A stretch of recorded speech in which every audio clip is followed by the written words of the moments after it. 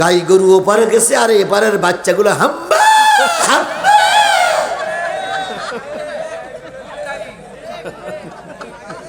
তোমার মা এত বড় একটা নিষ্ঠুর যে তোমাকে রাস্তায় ফেলেই চলে গেল, একবারও চিন্তা করলো না আমার বাচ্চাটার কি হবে। আর এখন দিকে বলছে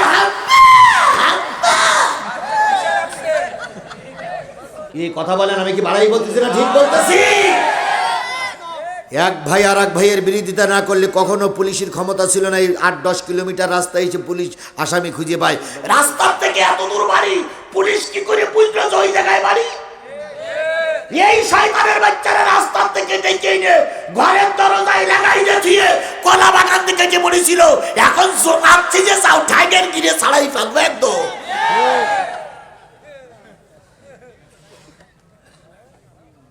এখন কয় আমি জমাত। তুমি জমাত আছো কিনা, জামাত ইসলাম তোমার গ্রহণ করলে বোঝা যাবে তুমি জমাত। কথা বলেন কথা বলেন। তবে টেনশন করেন না, জামাত ইসলামের দরজা সব সময় খোলা। আপনারা তওবা করে ফিরে আসবেন, জামাত ইসলাম আপনাদের গ্রহণ করবে, কিন্তু মুনাফিকি চলবে না। মুনাফিকি চলবে না। মুনাফিকি চললে শেখ হাসিনা যে পথে চলে গেছে তোমাকেও সেই পথে চলে যেতে হবে। কথা ঠিক না বেঠিক? জোরে বলেন কথা ঠিক না বেঠিক? আমরা আপনাদের নিয়ে চলতে চাই, তবে তওবা করতে হবে খালেস নিয়তে। ফাজলামি মার্কা তওবা করবার আমাদের তথ্য নিয়ে আর একজনকে দেওয়া। যদি জানতে পারি কারণ লাগবে না, আমি একলাই যথেষ্ট। ভালো হওয়া তা ভালো হওয়ার মতন ভালো হও, ফাজলামি করো না। কারণ অধিকাংশ লোক শয়তানি বুদ্ধি হাসিল করে টুপি পরতেছে, দাড়ি রাখতেছে, নামাজ পড়তেছে, আলহামদুলিল্লাহ, অন্তরের খবর তো আমরা জানি না।